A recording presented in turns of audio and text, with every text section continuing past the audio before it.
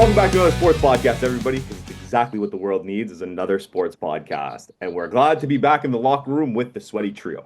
Today, we have a special guest, Jacob Scarfone. He's an ex-CFL player, current Rotman MBA, went to Guelph University, and he's going to tell us all about his experience in university football as well as the CFL in Canada. We want to see kind of how to grow the game in Canada, where there's some back draws, where we can improve a lot, and what they do well, so we can keep doing more of that.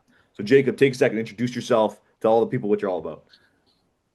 Absolutely. I mean, you said it. I was a football player, so I played at University of Guelph. Got drafted to the Ticats, ended up playing for them for not too long, and then Ottawa for 2 years and BC for 2 years.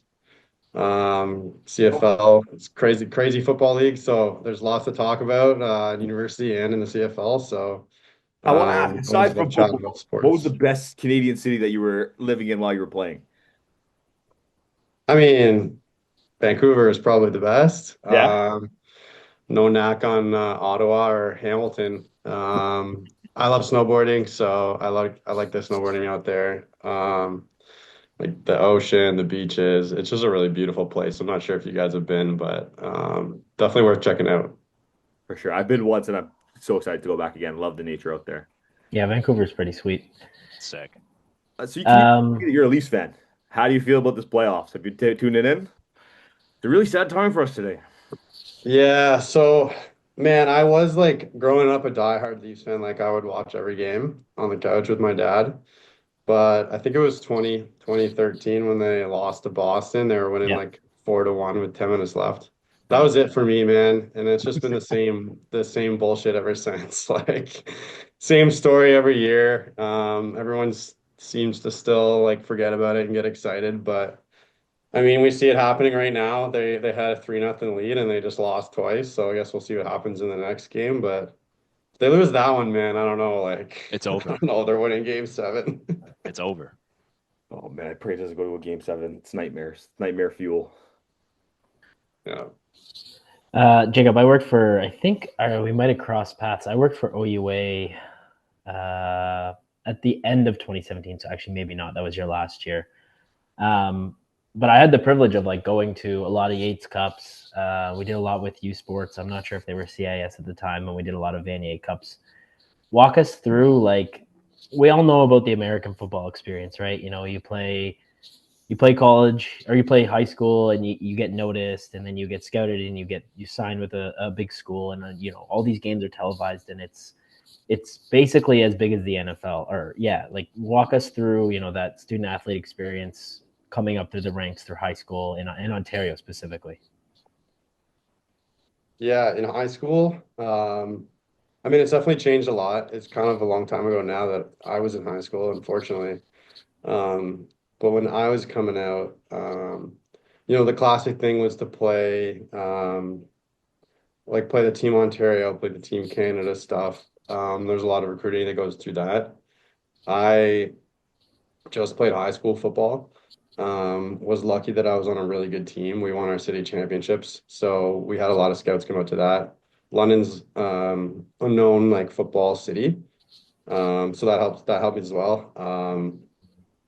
But yeah, in terms of getting recruited, it's definitely easier now than ever for Canadians to go down to the States with technology. Like you can make a tape, send it to whoever you want. When I was coming out, it was a lot harder. There was guys that did it, but it was fewer and far between. Um, so yeah, I mean, I would say back in the day when I was in high school, like the best way to get recruited was to play as much football as possible. But yeah, I just got lucky. I was on a good team. Some scouts came to the city finals, offered me a scholarship, and I ended up getting two scholarship offers in grade 13. Um, Lots of my teammates had more than that. Like some guys have multiple. I had offered a Guelph and Laurier and went to the Guelph campus and was ready to like sign on the spot. I was so ready to go to university.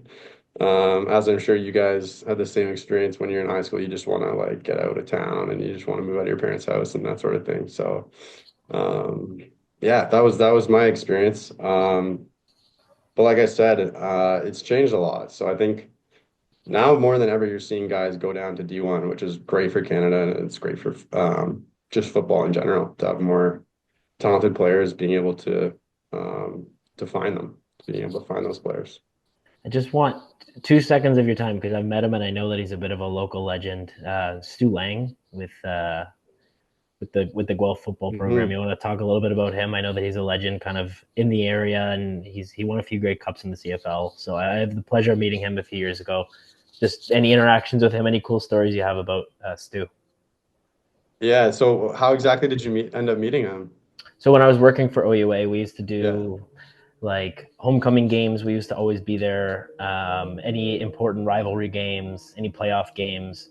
And so the former president of the OUA, Wally Gabler, I'm not sure if you had run-ins with him during your time at Guelph, became the associate athletic director at Guelph, but was my boss for about a year and a half at OUA. So Wally introduced me to Stu a couple of times. Got it. So yeah, 2017 was my last season. So we may have crossed paths then, because I played that year. But anyway, yeah, Stu. So when I got recruited, he was the head coach. Um, and like, yeah, like super wealthy dude, right? So he was hooking up the program with like jerseys. A lot of people don't know, but he paid for like a ton of things to go on with the facilities there at Guelph, like the new pavilion, the field. We got like Lang Business School. He helped out Queens get a new field. He's just like put so much investment into like the infrastructure of football. It's been amazing. So Guelph was like the hot spot to go to. But Stu, like he has all this wealth and he does amazing things with it, but he's also like the most salt of the earth guy, like the nicest guy. Very humble. Loved playing for him. He retired after we won the Yates Cup in 2015. So I had him for 3 seasons, and man, he was just like a great leader. A guy that you really do want to like run through a brick wall for. It's a cliche thing to say, but um, yeah, nothing but good things to say about him.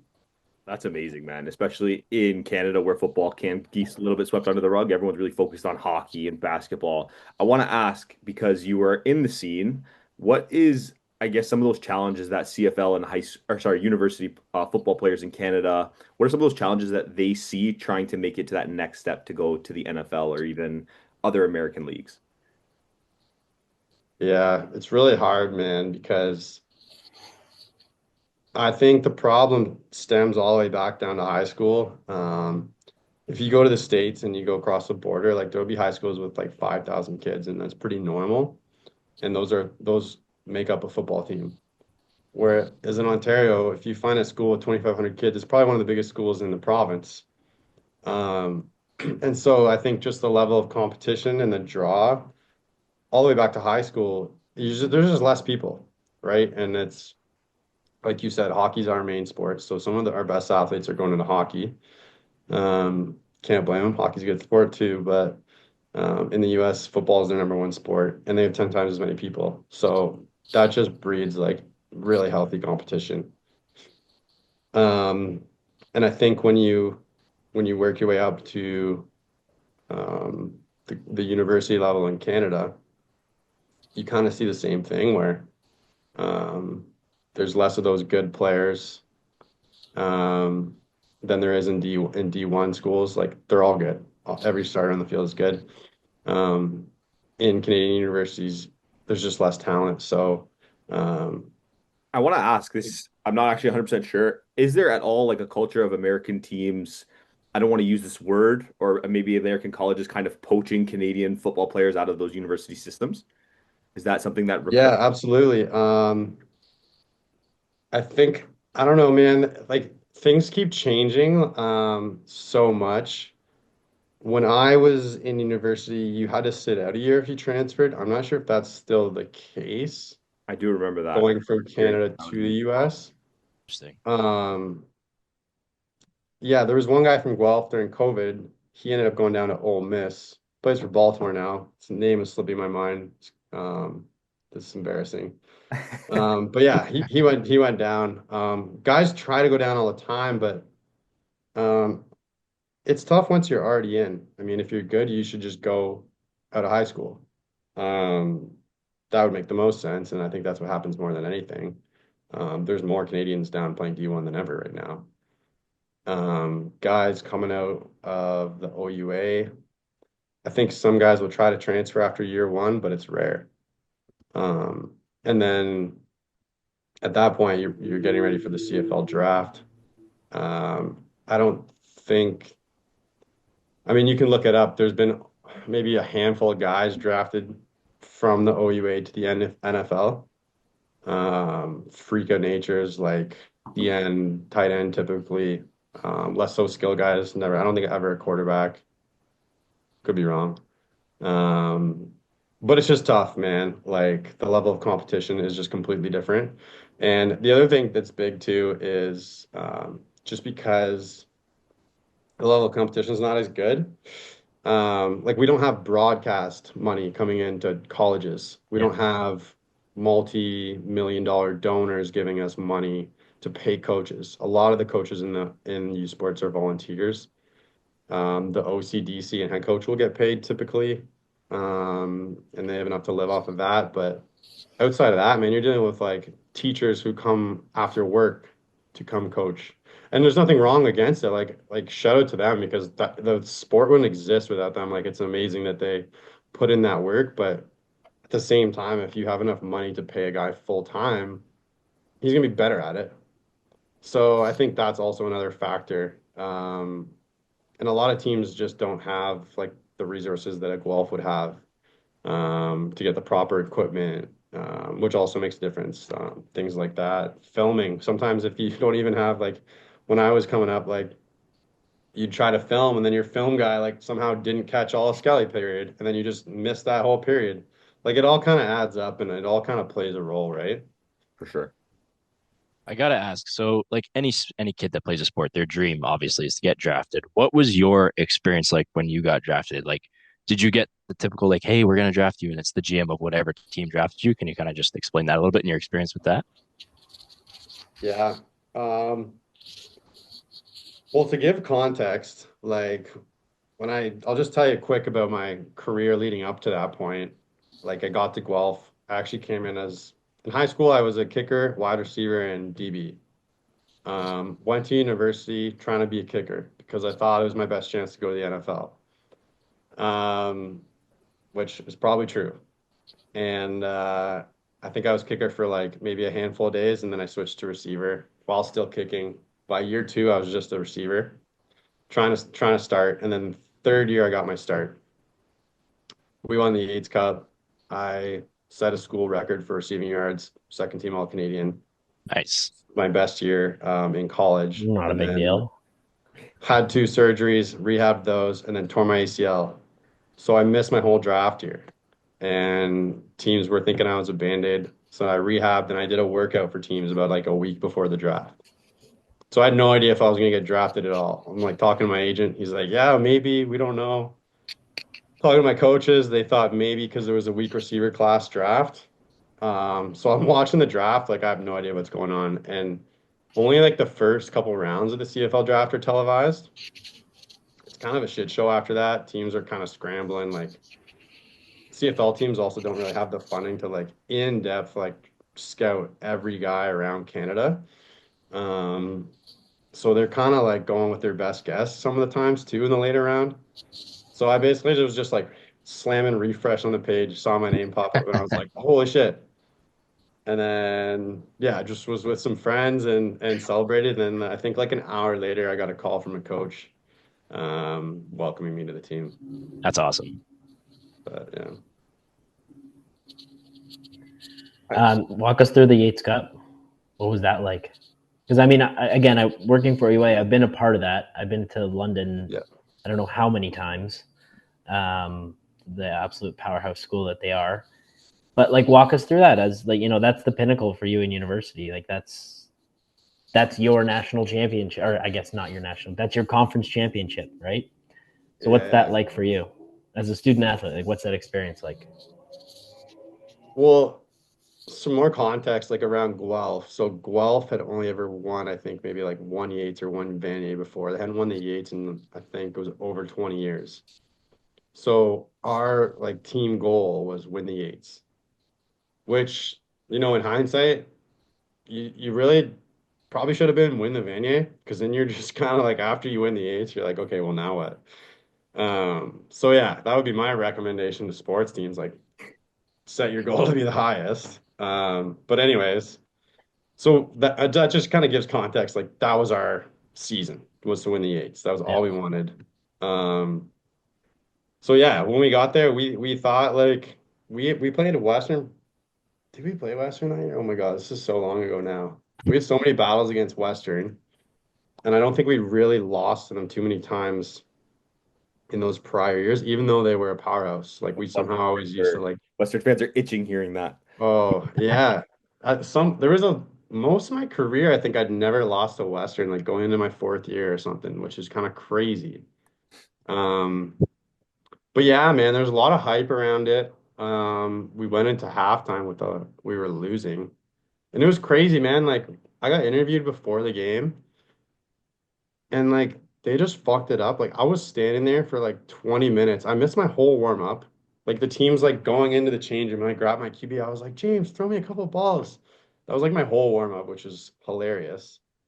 But yeah, man, I don't know. We went into halftime losing. We came back out. We were really focused and had some good things go our way. And one of them being the other team's QB going down. That definitely helped. I'm trying to remember if it was during the game or before. I can't remember, but that definitely helped too. I don't know. It's always easy to say like, oh, if we had this guy, we would have won, but kind of changes the whole dynamic of the game too. Because then once we get up, we kind of like, okay, now we're game managing. It's kind of completely different. I see their argument a little bit, but yeah, man, winning that Yates Cup was sweet to us. Like that was our national championship that year. It was awesome. That's I awesome. bet you I got a Yates Cup story that'll top yours. So Western was hosting who did they play that year? Laurier. Trey Ford was the quarterback, I think, for Laurier that year. And he's the quarterback for the Eskimos now. He was really good in OUA. Anyway, Yeah, so yeah. I think okay. I thought Trey Ford played for Waterloo. maybe it wasn't Trey Ford. Anyways, You're right. No, you are right. He did play for Waterloo. Anyways, so we're in London I think and I was watching this game. Was this the next year? this was 2018, yeah. Okay, yeah, yeah. So we're there to set up to make it like a championship experience, right? We got the OUA banners, we got the Yates Cup, we have all this stuff, and it's televised with CHCH. So my role was kind of just be like a floater. Like this is my first job out of school, right? So our CEO comes up to me and goes, "We need you to be a red hat." And I go, "What the hell's a red hat?" He goes, "It's the guy that stands on the sideline, talks to the ref, and has a communication, like has a mic on, need to talk to the truck. When you're going to commercial break, you let that ref know, and he'll let the on-field ref know. And then when you're going back to the game, vice versa."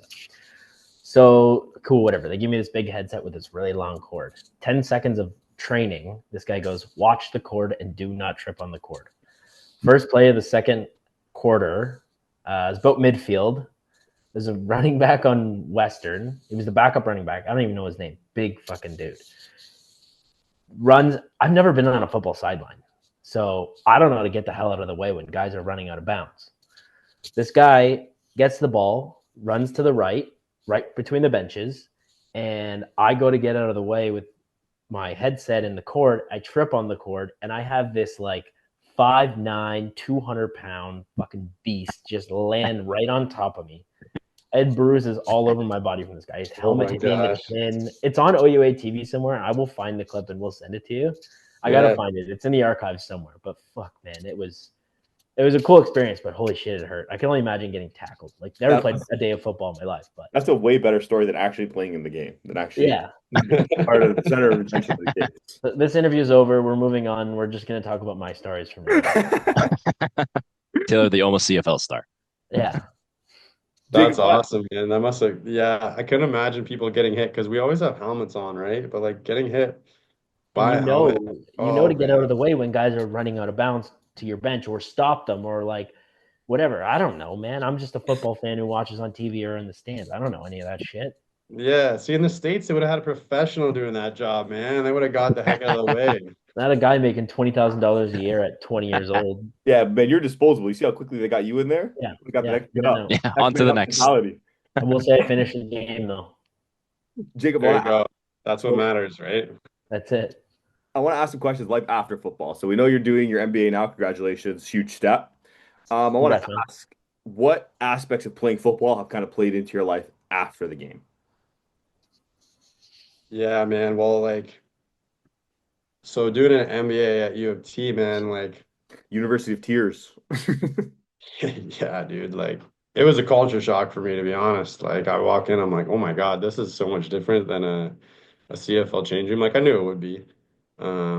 But yeah, man, like, I think, um, I've really just developed an understanding of people. Like in football, there's all sorts of different people. So being able to interact with people, um, being able to pick up on the small things, like when notice when maybe someone doesn't feel included, or someone needs a pep talk, or someone just wants to be left alone. Like those sort of things are big. And I think like being able to read the room in sports, like there's no filter. You'll get told to fuck off if you're doing something wrong, or you'll be called an idiot. And like some of the guys just don't care, right? So you kind of learn quickly in sports to um, know how to carry yourself socially. I think that's also a really big thing.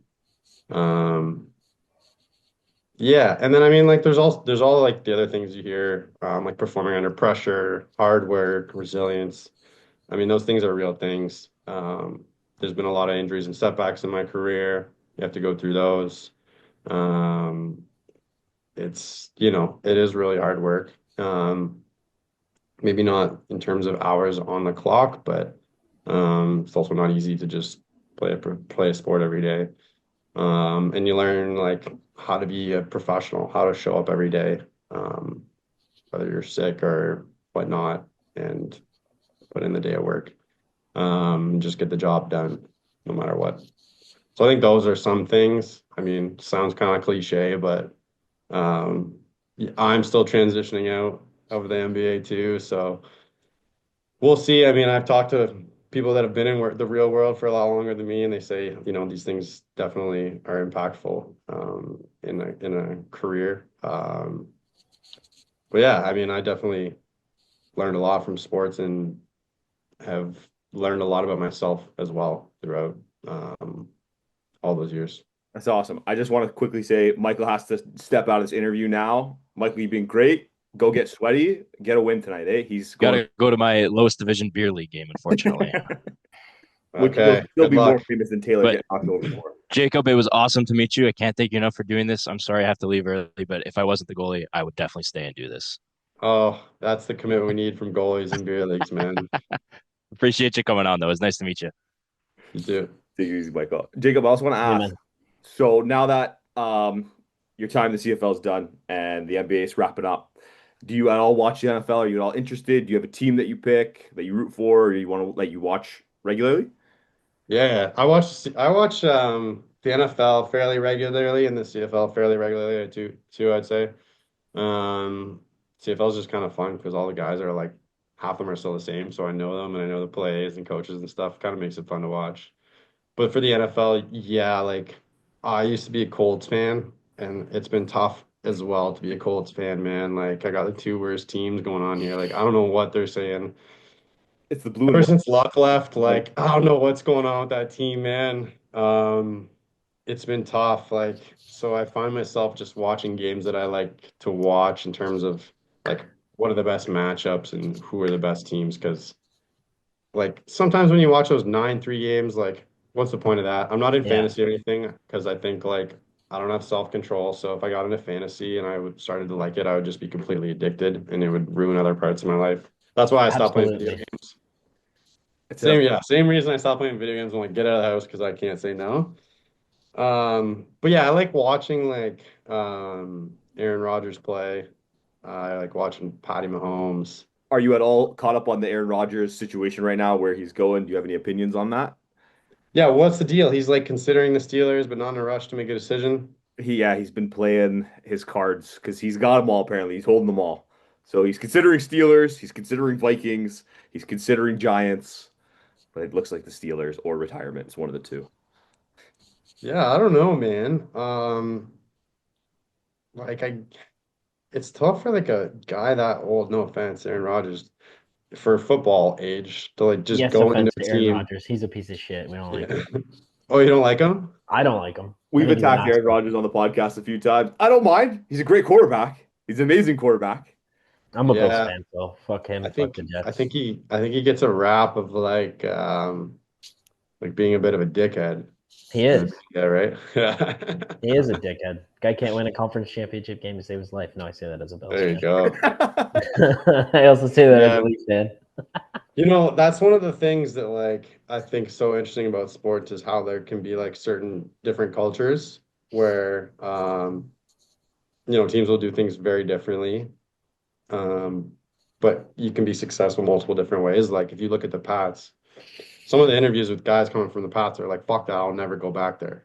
But like the Pats had those 20 years where like, yeah, we work hard and we expect you to be here early and stay late and we'll talk to you the way it is and whatnot. But they find guys that fit that culture. So I think like say Aaron Rodgers is a dickhead, maybe he is. Um, but if Devontae Adams fucks with him, then they're gonna work well together. Like that's just kind of the way it works. And I think like you need buy-in from everyone to just be the same more than anything. Like to push towards the same culture more than anything. Doesn't really necessarily matter exactly, I think, what the culture is to an extent. But that's my opinion, I guess. I think like buy-in more than anything. When you switch teams, it's kind of hard to switch and go to a culture that maybe everyone else isn't really used to, I do if have that makes sense. one. I do have one question. So, a couple of weeks ago, we interviewed a former NFL player. By the time we drop this, we'll have dropped his interview, right, Osama? I think so. So he played. He was drafted in the 6th round by the Niners. He played one game, and then his name was George Visger. He was a defensive end, and he completely he blew up his brain. So for years, this guy was struggling with CTE. He was homeless for a long time, had a drug addiction, had no money. Anyways, he's doing great now, and we reached out to him, and he did an interview with us. So we talked to him about head injuries in football, specifically football, because that's his sport and what had kind of ruined his life for a long time. Have you you don't have to share names or stories or anything, but do you know guys that kind of have gone down those dark holes because of the injuries that they've sustained in football? Or maybe not even gone down those holes. Maybe they've changed as who they are, or you've noticed patterns. I'm just curious from a Yeah. next football player. I mean, I guess I would start by saying like football's a very physical sport, as you guys know. Like it's a collision sport where people have to collide, and I think those types of sports are maybe it's the only one that like that, maybe rugby. Guys get injured doing like a lot. All the time, yeah. And so yeah, I think you can be affected mentally, whether it's from your brain or not. I've definitely myself been through a lot of injuries where I had some times where I wasn't very happy about things. I think I've had a lot of teammates that have felt the same. In terms of head injuries specifically, I think I'm not a doctor. There's definitely guys that have some pretty hot personalities in professional sports where they can get angry. I don't know. I know that's a symptom of CT, but I don't know exactly like what the symptoms Yeah, are. Um, I wouldn't say I've had anything super dark to the extent of what you've described, or what I haven't seen anything like that. But I mean, maybe I have. I mean, it's really tough. I'm also not a guy that's super noticeable for things like that. I've had some friends, some teammates definitely that like where people have said that they've had some very bad concussions, and yeah, some people have. I've seen some people mood change or perspective change, which is unsettling. Um, but I mean, I don't know. There's a couple ways to look at it. Like guys know what they're signing up for, and for they sure. like that. They like that aspect of it. They like the risk that kind of like makes it a little more fun. Definitely. Um, I wouldn't say it's like pervasive. It's kind of those situations are few and far between. But yeah, I mean, I guess they do happen. Um, I don't know, man. I think like definitely there's been significant strides for improving equipment and improving noticing these things and trying to make sure that guys don't go back into play until they're ready. Um, Even the rehabilitation has changed significantly. Like in university, when I was in university, guys were told to sit in a dark room, which is apparently the worst thing you can do now. Where now it's like you try to do stuff, and then once you get symptoms, you stop. And yeah, like it's just completely different. I don't think people really know how to deal with concussions. There's a lot of unknown there. Yeah, for sure. It's 100% a But guesswork. it's crazy because like nowadays you'll see people um like take a crazy hit and then they'll be good for next week and completely fine. Whereas like back in the day, you'd kind of just keep playing. I don't know, man. It's super strange. I feel like I used to hear about people getting concussed and being hurt for like months. Whereas now you see people take these crazy hits and be back next week. I don't know if that's because of their like rehab is different now and better. But that was a long-winded answer. I said a lot there. I don't No, know. that Did was that answer great. your question? That was great. It was a fantastic answer, and I think it's a great way to wrap it up. Make sure that you're being safe when you play football. Jacob, this is Exactly. an unbelievable interview. Thank you so much for sharing your experience and your expertise. I want to close this out by asking you a little bit of a viral question that's going around social media right now. I want to ask, this is completely aside from sports and football. Do you think 100 random men could take on one silverback gorilla? Hand-to-hand combat. It'd be 100 random men, randomly picked from around the world, put in an arena with a gorilla. Man, that's interesting, because they're definitely going to get to him. But do they do any damage when they get there? I don't know. Hundreds a lot of guys. And what's the playing field here? Just a ring? Just yeah, it's just a big Flat. open circle. We'll call it like a jungle, a bunch of trees around the outside, but it's just open plain in the middle. Just keep in mind, Jacob, the average silverback gorilla weighs 430 pounds. They also have a 4,000 pound. They can carry 4,000 pounds. The 1,300 Yeah. pound bite force. Okay, but if the average man weighs about 150, that's 15,000 pounds. That's what I'm saying. I'm with you on NBA. NBA. Yeah, that's that U of T right there. that. So we're I'll going take the with I'll take the 100 men. I don't know. I can't fight against the weight. I feel like there's got to be enough guys. Fuck, you said average guys though, right? Average guys not very it's completely very random. If they're useful. not average, some of them could Oh, be it's random? John Random Jones Yeah, I'll, could dude. be a I'll go part with of the this, guys. or it could be. I mean, I Any. guess we'll take children out of the equation. They have to be plus 18. Like 18 and over. Okay. Yeah, Yeah, I'll take fat the white 100 guy I'll like take me. the 100 guys. What did you guys say? I'm with the 100 guys the whole way. I'm team gorilla all day long, man. Those things will fuck you up. All right, Don't worry, Jake. Yeah, man. The next time we have you on, you'll have to build a roster of 100 athletes in across the history of sport that you think could take down a silverback gorilla, and we'll debate it then. okay. I'm in. Sweet.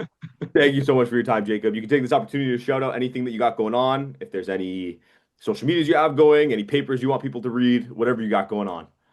Yeah, nothing like that. But who's Taylor? Appreciate you guys having me on. It's been great, and yeah, happy to be on again. Good luck with the podcast. I'll tune in and make sure I check out some of your next episodes.